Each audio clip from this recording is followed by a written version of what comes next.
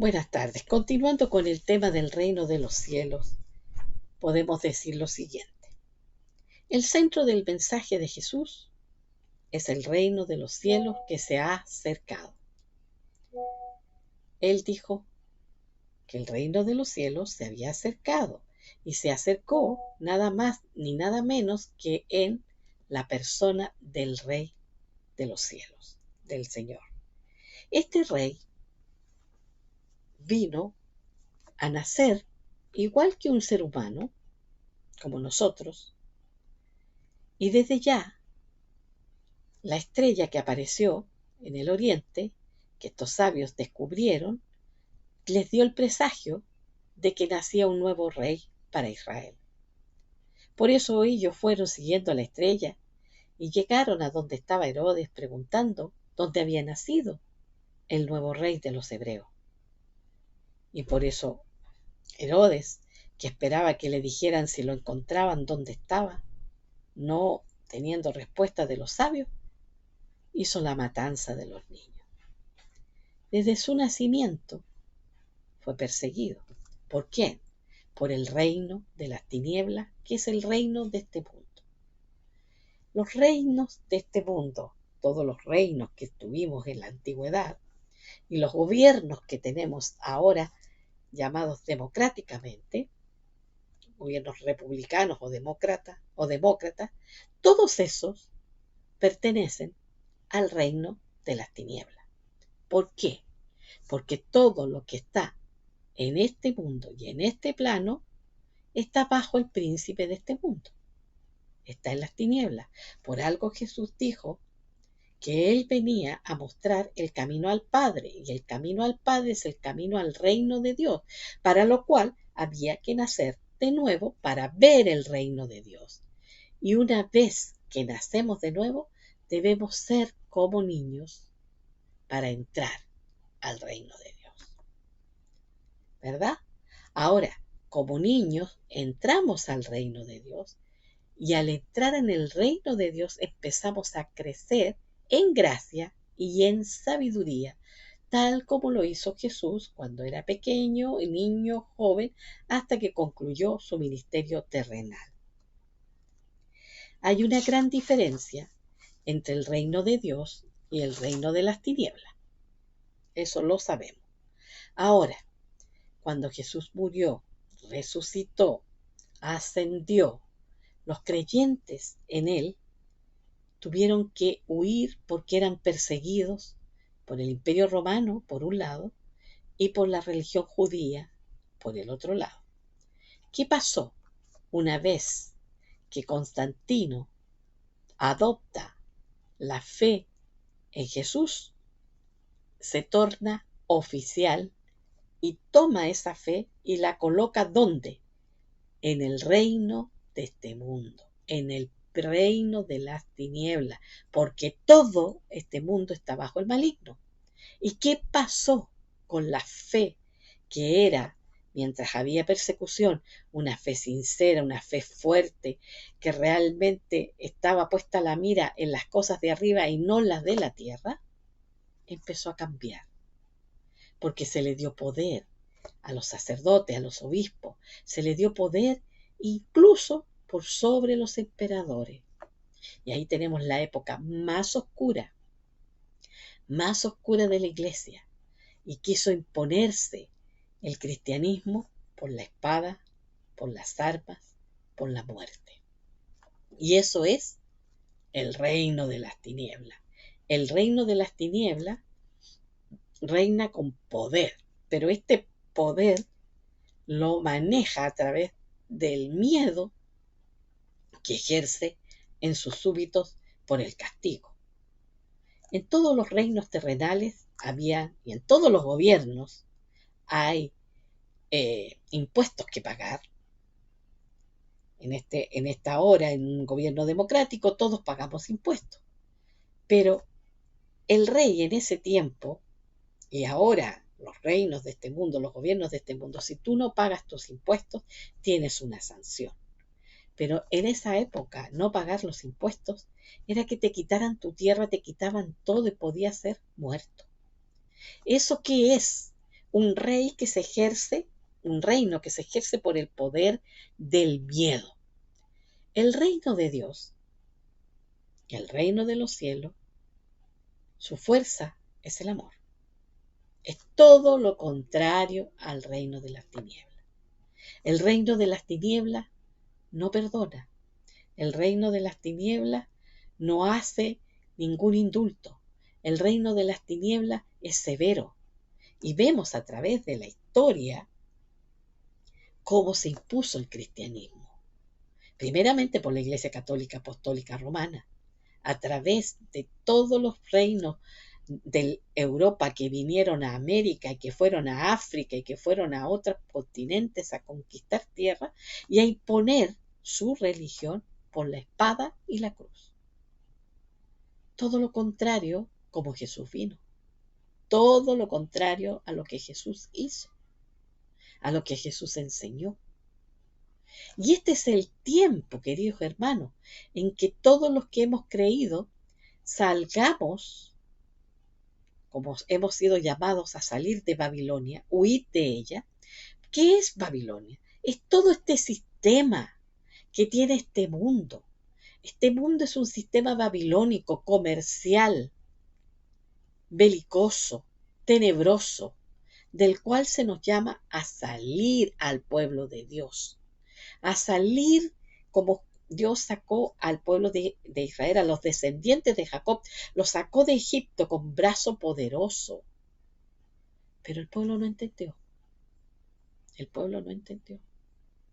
Nosotros fuimos llamados a salir de las tinieblas, a ser libres del pecado, a ser libres de la muerte y venir al reino de su amado Hijo, en el cual por la obra de Jesús en la cruz fuimos traspuestos, hemos sido puestos en el reino de su amado Hijo y debemos aprender a vivir en el reino de los cielos, no en el reino de este mundo. El reino de los cielos es todo lo contrario a cómo funcionan las cosas. La ley en el reino de las tinieblas es por el miedo, es por la fuerza. La ley del amor en el reino de Dios es por el amor. Entonces, el cambio que tiene que producirse en nosotros, que fue el primer cambio cuando nosotros recibimos al Señor, recibimos la palabra, hubo un nacer de nuevo, que muchos le llaman el primer amor. Pero ese primer amor se va perdiendo con el tiempo, se va dilatando, se va diluyendo. Lo que debemos hacer es volver al primer amor, volver a ese nacer de nuevo, volver a ser como niños para entrar al reino de los cielos y regirnos por lo que Jesús nos enseñó. La religión, todas las religiones, sobre todo la cristiana, tiene reglas y reglamentos que son humanos, totalmente humanos. Él nos llamó a estar como pueblo, juntos, todos los que hemos creído, a ser un cuerpo, todos juntos los que hemos creído. ¿Y qué tenemos? Divisiones, estos que no se miran con esto, estos que hablan mal de esto otro, estos que destacan lo malo de esto, pero no hay un compartir, no hay un fluir, un ayudarse mutuamente, un tener comunión, un abrazarse fraternalmente. La oración de Jesús aún está sin cumplir. Padre, que sean uno, como tú y yo somos uno. ¿Cómo podemos llegar a ser uno en Cristo, uno en la fe? Cuando empezamos a preocuparnos del reino de los cielos y eso empieza por nuestro interior, por la comunión que nosotros comenzamos a tener con Él, permanente, íntima, a caminar con Él, a estar enyugado con Él. Acuérdense de la parábola de que el buey viejo va enseñando al buey nuevo, porque el buey nuevo tira por su cuenta. Al estar enyugados los unos a los otros, vamos aprendiendo, nos vamos nutriendo unos a otros, nos vamos puliendo unos a otros, vamos encajando unos con otros para conformar el pueblo de Dios, para conformar la novia. Pero, así como estamos lejos. Entonces debemos partir por empezar a restaurar nuevamente esa relación personal con el Creador. Yo no te digo que no te congregues, pero es fundamental que todos aquellos que han creído tengan esa comunión personal con el Creador diariamente. No tomar absolutamente ninguna decisión por nuestra propia cuenta. Ninguna. Ni de comprar, ni de vender, ni de cambiarte de casa, ni de cambiarte de trabajo, ni de casarte, ni de noviarte, ni de dejar a tu novio. Nada. Todo tienes que ponerlo bajo la voluntad del Eterno. ¿Y cómo vas a saber cuál es la voluntad del Eterno? Tienes la palabra y tienes el sentir del Espíritu. Ahora, puedes pedir consejo, pero una palabra de consejo es palabra de consejo.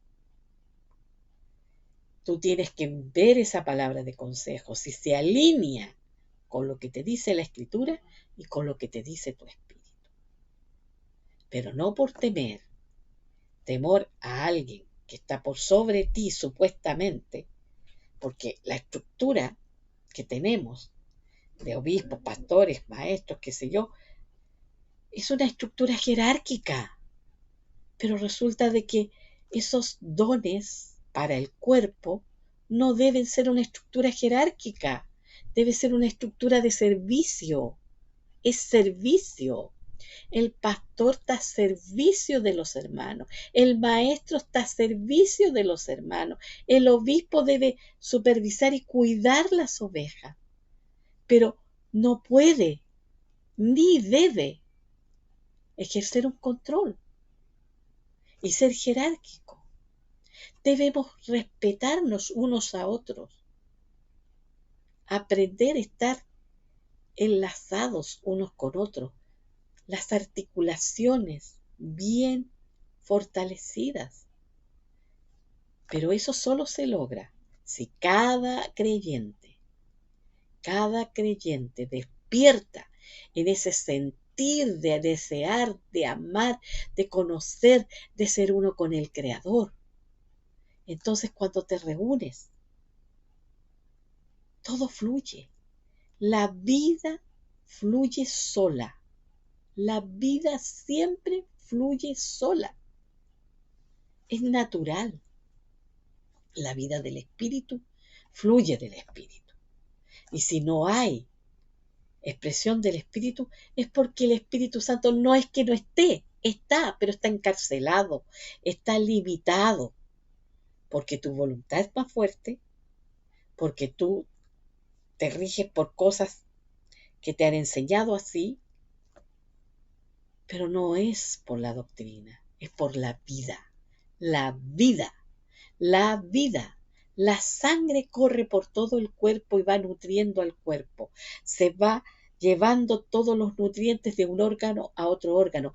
Pasa por el corazón, se purifica, pasa por los pulmones, pasa por el cerebro y circula. Cuando la sangre deja de circular en el cuerpo, se produce la muerte. ¿Y qué es lo que tenemos? Un cuerpo donde no corre la vida naturalmente. Por eso es importante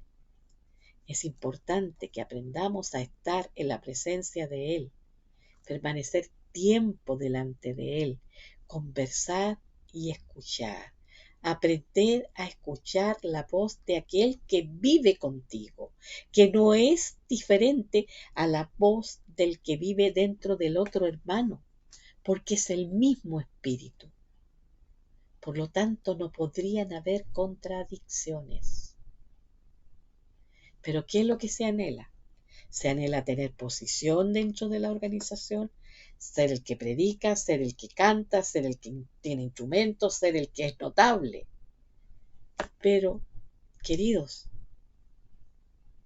¿qué sacamos con una cara hermosa? ¿Qué sacamos con unas piernas atléticas? Si el hígado, el riñón y el corazón no funcionan, que son órganos que no se ven. Si se te echa a perder el hígado, te enfermas. Si el corazón no funciona, estás enfermo. Si los riñones no cumplen su función, estás enfermo. Y son órganos internos. Pero todos quieren ser los ojos, la boca, las manos, los pies. No, descubre cuál es la posición en la cual el Padre te ha puesto. ¿Cuál es tu naturaleza dentro del cuerpo? Algunos tienen el don y la gracia de orar, interceder, y deben hacerlo. No tienen que esperar que se les cite a una reunión de oración, sino que deben ser convocados por el Espíritu, estar orando para que aquellos que están enseñando la palabra la reciban directamente del Espíritu y ellos recibirla, comprobarla por la palabra y pedir al Espíritu que nos ayude a ejecutarla. Pero eso no sucede, queridos hermanos. Funcionamos de otra manera. Hablamos del reino de Dios, pero funcionamos como el reino humano. Y tenemos que aprender. ¿Aprender de quién? De las palabras de Jesús. Cómo Él anduvo esos 3 años. Cómo Él estuvo enseñando. Cómo Él estuvo viviendo. Cómo Él estuvo actuando. Eso es lo que debemos aprender. Muchos estudios bíblicos son buenos para la mente, para las doctrinas, para pelear un grupo con otro, porque estos dicen que el bautismo es así y estos otros no, y pelean y qué sé yo, y buscan versículos para discutir. ¿Y eso a quién edifica? ¿A quién edifica? ¿Corresponde a la vida? ¿Corresponde hacer nutrición para el cuerpo? Debemos aprender a estar en contacto permanente con el Espíritu de Dios que nos habita, porque nuestro reino y nuestra ciudadanía no es de este mundo. Estamos viviendo los placeres, las primicias del mundo por venir. Así que no nos acomodemos tanto acá, porque en cualquier momento te llaman, me llaman y vos asistimos. ¿Qué te vas a llevar? ¿Con qué te vas a presentar delante del Padre?